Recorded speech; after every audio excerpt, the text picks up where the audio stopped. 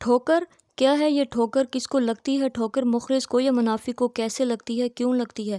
خیر جو بھی ہو، پر اتنا ضرور ہے کہ ٹھوکر سے انسان بکھرتا نہیں ہے، ٹوٹتا نہیں، جڑ جاتا ہے، مٹتا نہیں بلکہ بن جاتا ہے۔ وہ کتنا بھی لڑ کھڑائے آخر سنبھل جاتا ہے، مگر جو چیز اس کو سنبھالتی ہے ٹوٹنے پر جوڑ دیتی ہے، بکھرنے کے بجائے سنوار دیتی ہے، چوٹ لگنے کے بعد بھی حوصلہ دیتی ہے، وہ چیز ایک سجدہ ہے۔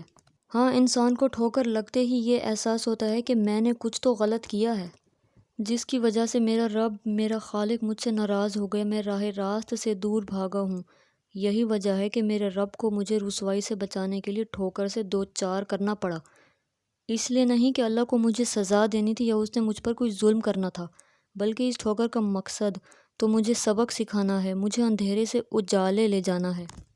مطلب ٹھوکر لگتے ہی انسان کو ایک عجیب سی بے قراری محسوس ہوتی ہے، اس کا سکون ختم ہو جاتا ہے، وہ بہت جتن کرتا ہے خود کو سنبھالنے کے لیے، مگر اسے کوئی چیز سکون بخش سکتی ہے، وہ صرف سجدہ ہے۔